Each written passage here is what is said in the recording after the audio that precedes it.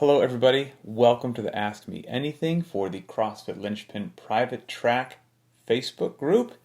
It's June 3rd, it's 2021, it's a rest day, and we've got some good questions. So we'll dive into we'll see how long some of these take me. There's always good questions, but there's a couple today that I very much enjoy, and I hope that everybody gets some good value out of them. So, first and foremost, the most upvoted question was from Patrick S., not me. I have to say that every time. Here it is. What is your opinion of step-ups as an alternative to box jumps? As step-ups are easier on the body, lower impact, than box jumps. Is there anything I'm missing in GPP, General Physical Preparedness, if I dismiss box jumps altogether from my training, or would it be better if I did a low box jump, maybe a 16-inch versus a 20-inch, etc., to still get some plyometric work in? Great question. We can go in several directions, and we probably will. I had all my thoughts organized. I'm looking at them on paper now, and now I'm thinking maybe that I want to go in a different direction. So, first and foremost, let's establish some terminology, okay?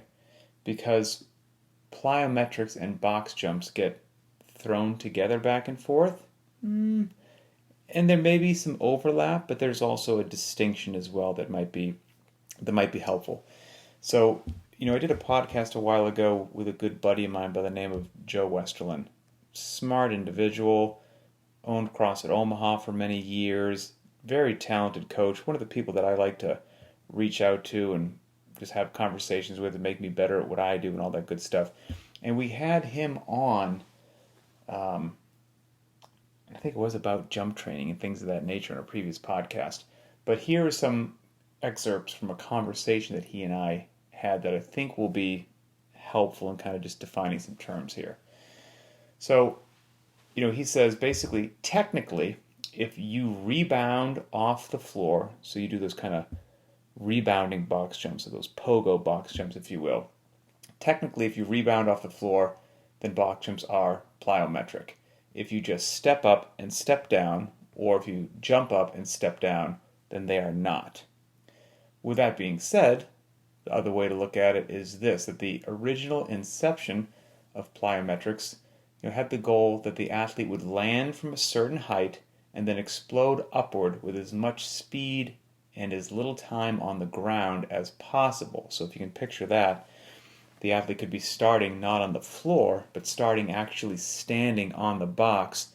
They jump down, and then as quick as they can with a fast turnaround, jump right back up, rebound right back up on top of the box. Kind of the opposite of what we do, which is you start on the ground, jump onto the box, and you come back down. So there's an interesting distinction there.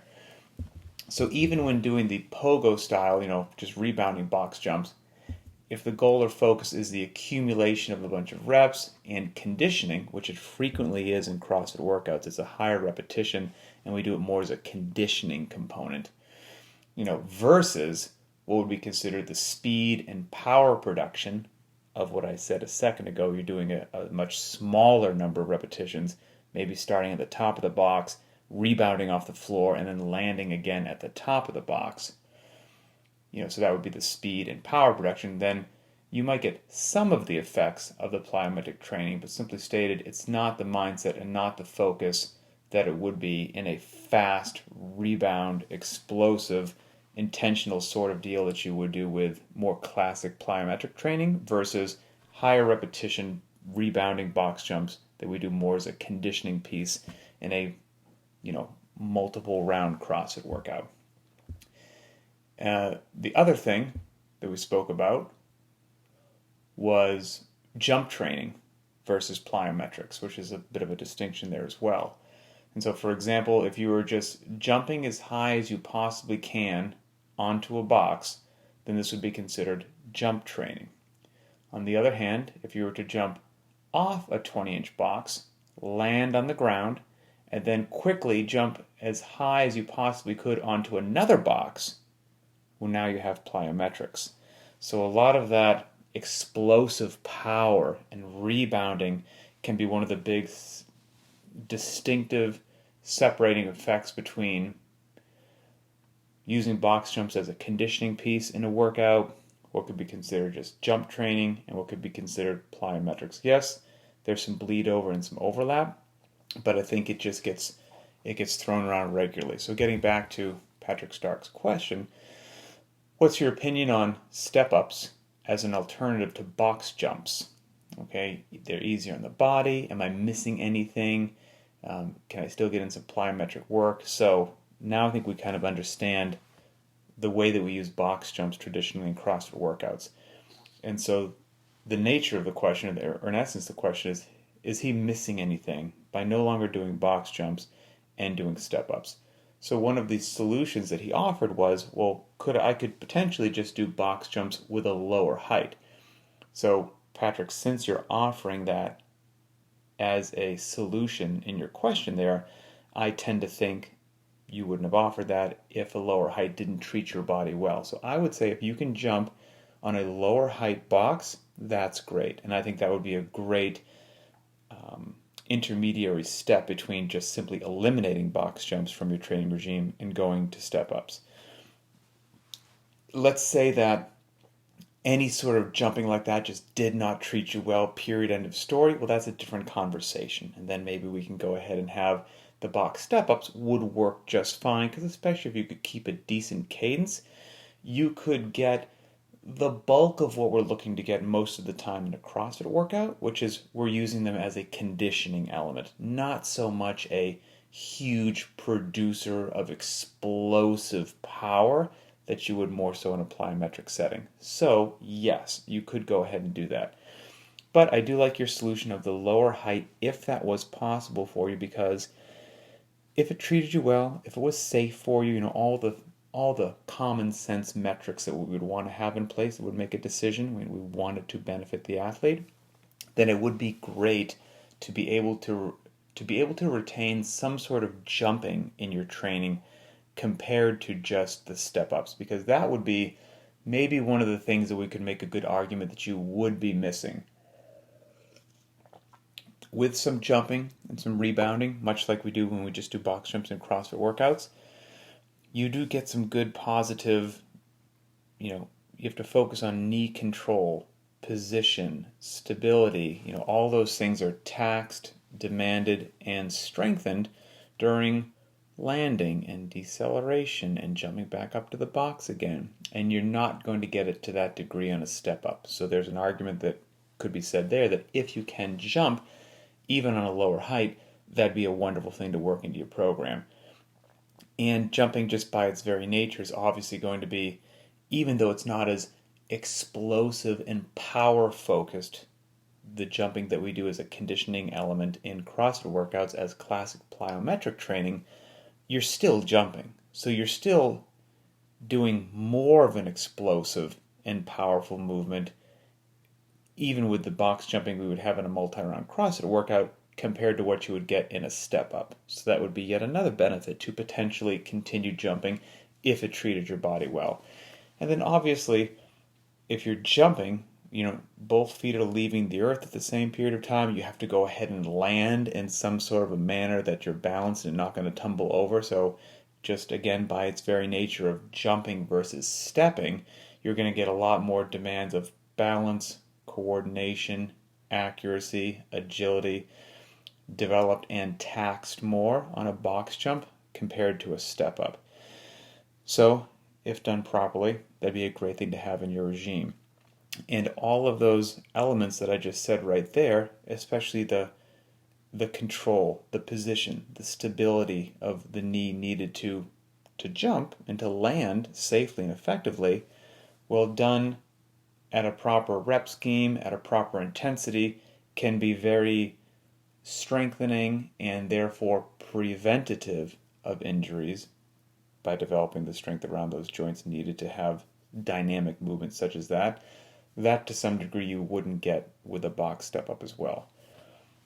However, all of that needs to be encapsulated in the, take a step back, take a step back, take a step back as to now, why are we training? Well, if you're, you training for sport, training for life, training for just GPP, training for whatever it happens to be, if that movement causes you pain, nobody wants that, then the decision to eliminate from your training should be relatively simple. Of course, ideally, we would like to diagnose why is it causing you pain, and then if we identify that why, can that why be corrected? And then maybe the movement would no longer cause you pain, and then you could go ahead and have this wonderful movement as part of your regime. But if you just had something going on, this particular movement, it just causes you pain, that's just how your body is, maybe you just had a terrible skiing accident, and it's just, it is what it is, well then a reduction might be quite warranted. And what you would be able to replace it with step-ups or something else, then we could make that happen. So yes, there is a workaround, but hopefully based upon what we just said right there, that helps clear up a bit between the difference between plyometrics, jump training, box jumps that we use for conditioning, and why jumping to some degree does have a lot of really great positive benefits, that if you could do it even to a lower height, that'd be a great thing to consider.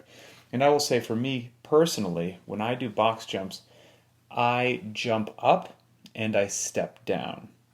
Jump up and I step down. So I still do get that nice, power producing to some degree, jump and leap off the ground, but I don't get the rebounding effect. It just doesn't treat my body well. I step down in every one.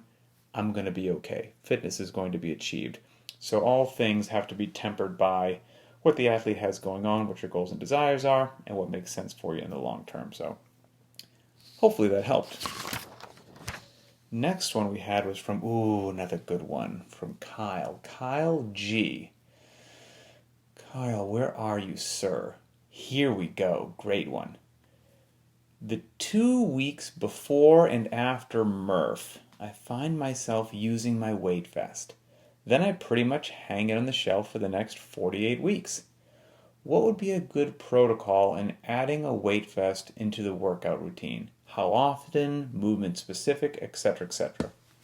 Fantastic question. Everyone loves the weight vest when Murph comes out, right?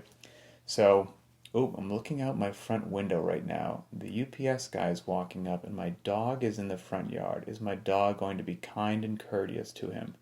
Yes, he is. Okay, good. The dog will get a treat. What were we talking about? Okay, the weight vest. Weight vests are interesting. I'm trying to not go down a rabbit hole here. Weight vests. They most certainly have value, but I don't know if they have the value that everybody thinks that they do. So, for example, here's a great way to say it. Yes, Kyle, if you get your weight vest and you want to throw it on once a week for a workout, once every 2 weeks, let's say, that's fine. I don't see anything wrong with that. That's great. What I think is a misconception about the weight vest is, I'm going to put on a weight vest, so I'm going to add 20 pounds to my body, and then I'm going to do whatever the workout happens to be, or I'm going to do a mile run and all that. And then, if I get used to doing that, and then I take the weight vest off, well, I'm now going to be faster, right? Why wouldn't I? I've been running with this 20-pound vest, now I take the vest off, should be faster. Makes sense in conversation, doesn't always shake out that way in reality. If that was true, then we should always run with a vest, other than the one day that we want to hit a PR and then take the vest off that day and just boom, you're just gone. However, adding weight to something doesn't train you to go faster, it just slows you down. So you're, to some degree, learning to run slower with the weight vest on, but just to do it with some external loading. Now, that's an oversimplification, but that does have value. And the value is, with the vest, I think is just exposure. Exposure to having that external load on your body, exposure to how it rubs or chafes you or impedes your movement a little bit, exposure to it feeling constricting, and that exposure, that repeated exposure, ideally would eventually lead to a level of familiarity and a level of comfort that now the vest doesn't feel so foreign and awkward and so disruptive, and you're so darn aware of it because you never have it on, and then you can still perform to a high level without this vest being just a constant distraction. That, I think, is probably most of the value that you'll get out every now and then throwing on a weight vest. What I don't think is going to happen to most people is that they'll throw on a weight vest, and in doing so, that will significantly increase their fitness. I think that is just one of the general misconceptions out there. Weight vests, it's kind of like, you know, if that was the case, then you should always go heavier in a workout, and then as soon as you go lighter in a workout, you should be super fast because you're used to going heavier. But that's not the case. The heavier weight, you generally move slower. You're not training your body to go faster. It's just a different stimulus. One of the where was it from? Will my brain call it up? Yes, I think it was Pepperdine University in California. I was there years ago with a project for CrossFit, and we were speaking with their exercise science department, and they were really cool people, CrossFitters, and they were actually quite open that, in all honesty, a lot of the stuff that comes out from exercise science isn't as applicable in the gym as one might think, really. But one of the things they said that they found that was really interesting is they did some studies with like a wall ball shot. And what they found was, let's say the workout of the day is Karen. 150 wall balls for time, 20-pound ball for men, 14-pound ball for women. They somehow, with whatever machinery they have, measured this with athletes, that a lot of times what the athlete would do is think like, hey, I'm going to use a heavier ball. And if I use a heavier ball in my warm-up, then when I'm going to use a 30-pound ball in my warm-up, then when I go to the 20-pound ball during the workout, I'm going to be so fast with that 20-pound ball, it's going to blow people's minds. But that's actually not how it shakes out. And they figured this out measuring baseball players. So, like baseball players, before they go into up to take some swings to the plate, they will maybe go into the box on the side, put one of those weights on the end of the bat, swing the heavy bat for a while, and the thought traditionally always was you swing this heavy bat, and then right before you go up to the plate, kick the weight off. Now you've got this light bat. You're going to go up to the plate and be just blazing fast because you're used to swinging the heavy bat. That's not what they found at all, and they actually researched how the human body works. Swinging the heavy bat does not teach you to go fast. It actually teaches you to move slow because the weight's heavier. If you actually wanted to swing the unladen bat, a typical wooden bat, faster at the plate, what you should do before you get to the plate is swing a lighter bat, not a faster bat, because the lighter bat will allow you to actually move faster and prep you to move fast. Then you go up to the plate prepped to move fast. But all the heavy bat did was prep you to move a heavy object slowly. And so to some degree with the weight vest, I think that is what people have in their head. It's like the weighted bat. I'm going to put on this weight vest, and then when I take it off, I'm going to be quicker. I don't think that's going to pan out how you think it's going to pan out. But where I do think it has value is thrown in every now and then as a nice bit of variance, like I said, to deal with the discomfort, the constriction, the limited mobility, whatever it happens to be, the distraction, so that as you get more familiar with it, it's less of a distraction. You can still grind and do workouts with that external load on your body. So if somebody wanted to throw that into a workout every now and then, I don't see anything wrong with that at all. But I think if you throw it into your workouts quite frequently, I don't think it's going to propel your fitness forward, maybe in the manner that some people would think that it may. So, yeah, that would be my response on that one. Ooh, next most upvoted was from Jared P. I like this one as well. Here we go. He says it's a little odd. First of all, Jared, nothing odd about it at all. Says it's a little odd, but man, I feel like a Linchpin retreat would be super fun. Because as we all know, fitness with friends is fun. I know we've discussed meetups happening again when appropriate, but I'm wondering if you would consider something like this. Absolutely. 100% yes. Absolutely would consider it. And it looks like most states are starting to get to some place where the COVID restrictions are being lifted. Maybe meetups in person are going to be okay. Life's going to be hopefully quasi-normal here sooner rather than later. Meetups sound fantastic. They absolutely sound fantastic. And so I can start thinking about what that might look like. I'd love to travel all around the world, true, right? But we got to have some logistical considerations as well. So I don't know if that's one in the center of the U.S. where a lot of people can come back and forth. I know that that's still challenging to everybody outside the U.S. Maybe do one on the East Coast, one on the West Coast. I'm not sure. I'm open to all those possibilities. But the answer is yes, Jared. It sounds fantastic, and we need to do it. I also think it would be cool to meet up at some sort of event to use your fitness. Like a Spartan race, a Tough Mudder, something like that, where somebody else has basically already organized an event and a bunch of linchpinners can go up and just throw down and high five and meet everybody and have coffee and just have a blast. So, open to all those things. Also, obviously, we have the 2021 CrossFit Games coming up, and I'm sure there'll be a handful of the community there as well. I'm relatively sure that I will be heading that way out to Madison. Not 100% sure yet, but I'm relatively sure.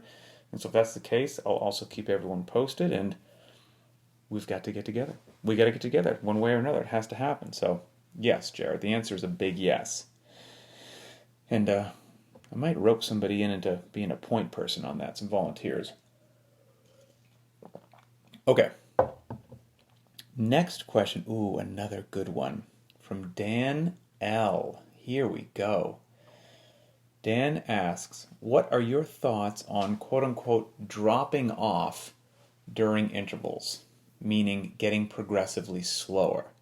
Do you think the point at which the drop-off happens and the degree of the dropping off is a useful metric for evaluating endurance and power?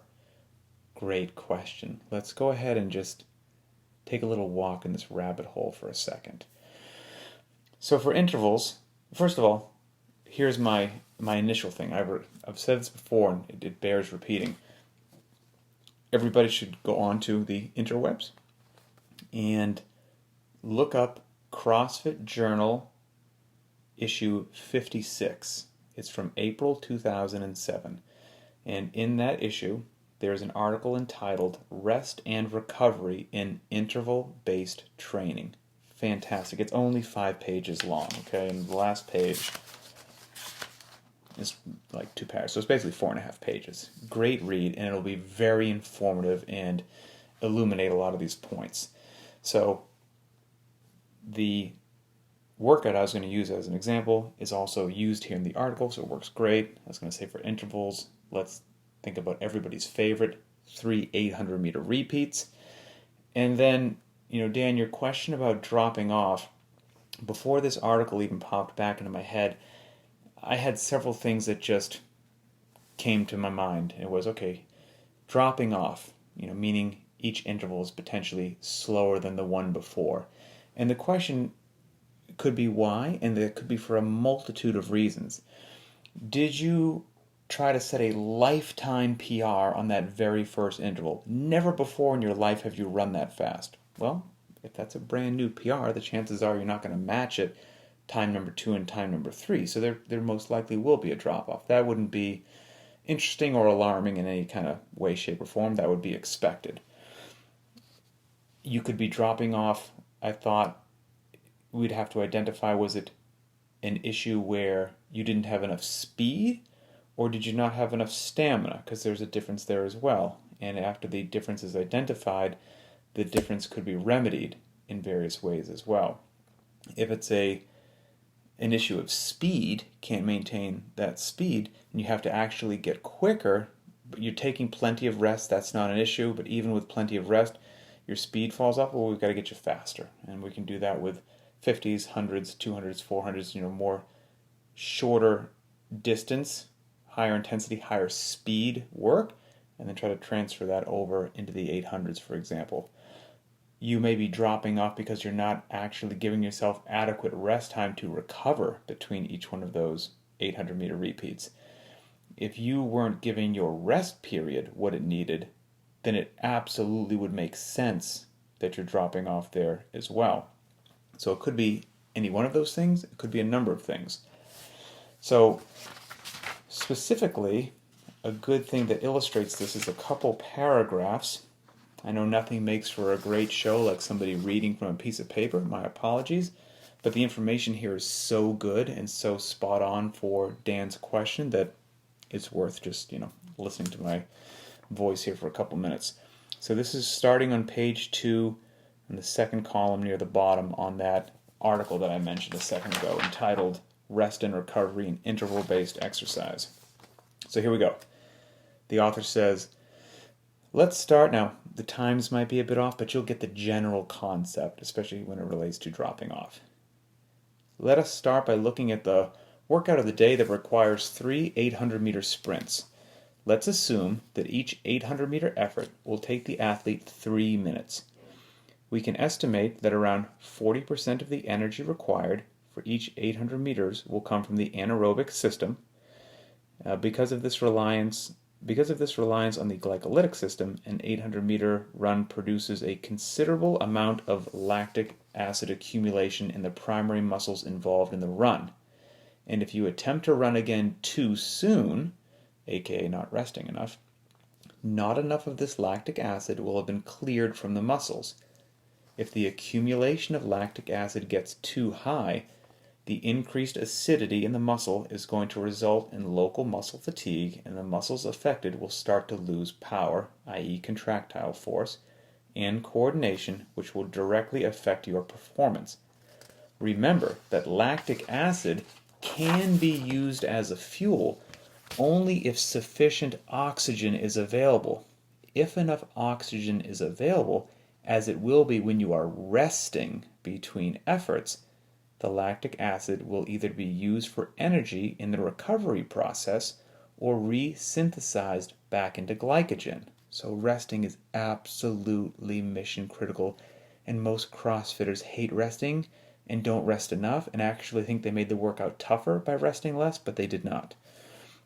So, how long should you wait before the next sprint?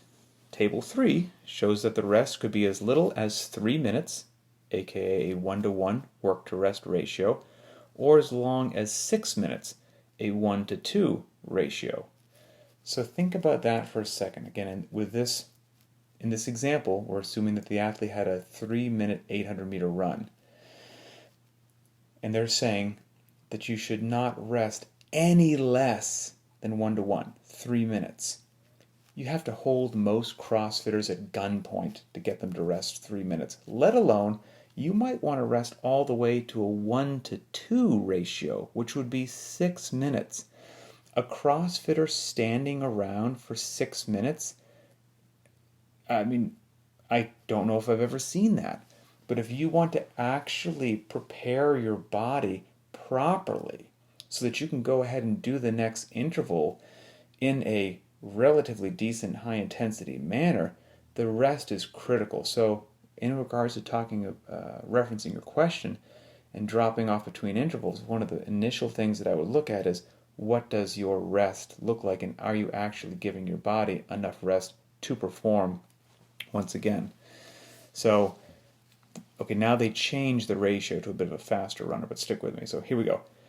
So how long should you wait before the next sprint? Table 3 shows that the rest could be as little as 3 minutes, 1-to-1, or as long as 6 minutes, 1-to-2. If you are a really fast 800-meter runner, around 2 minutes, wow, that is fast, around 2 minutes, you may even use a 3-to-1 work-to-rest ratio and rest 6 minutes. Why such a range?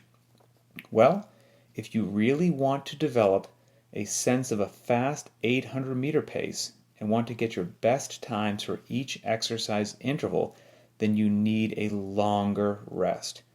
If you just want to run reasonably fast, but not close to your best 800-meter effort, and you want to increase your ability to tolerate high levels of lactic acid, then you could rest closer to a 1-to-1 work-rest ratio. So there is such a beautiful key and an aha moment, right? Exact same workout, 3 by 800 meter runs.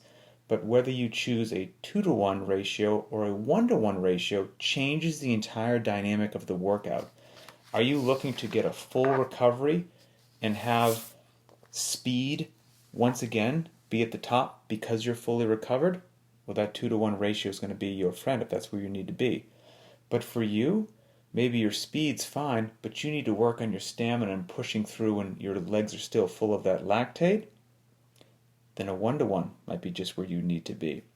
So that's why on those days it says rest as needed, because each athlete's needs might not be the precise same depending upon whether they need to work on speed, stamina, recovery, or something else. And so that's why, again, at Linchpin, why we do these AMAs, why we post journal articles every Sunday.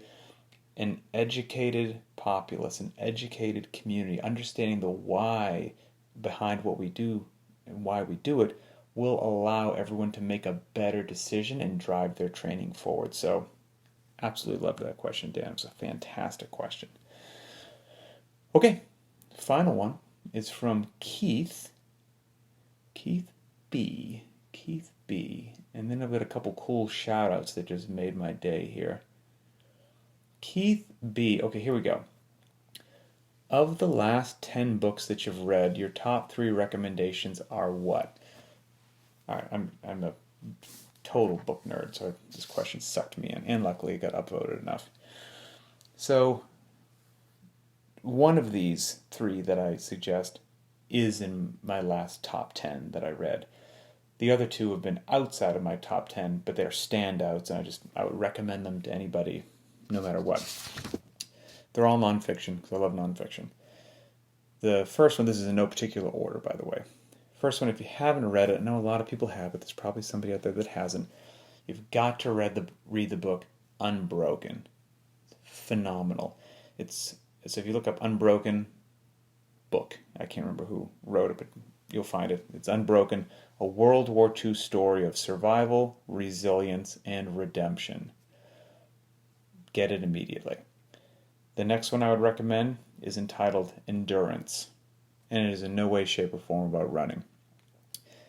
It's Endurance, Shackleton's Incredible Voyage. A marvelous book. Again, much like Unbroken, a story that's so crazy, you'd think it can't be nonfiction, but it's a true story. So Unbroken is number 1, Endurance is number 2, and then number 3, for all the nerds out there, but it was so good. The book is entitled Basic Economics. The author, Thomas Sowell. Yes, it's a 600-page book on economics, so it sounds very dry, and it sounds like it would be torturous to read. I found it the exact opposite. It was a joy to read. I looked forward to it every day, and I was genuinely heartbroken when the book was over, and I wished that it was going to continue. And it was also shocking how much I thought I knew about economics and how much I actually did not know about economics. So I would recommend that to anybody. Okay. I see Kelly chiming in that she's read both Unbroken and Endurance. Love them both.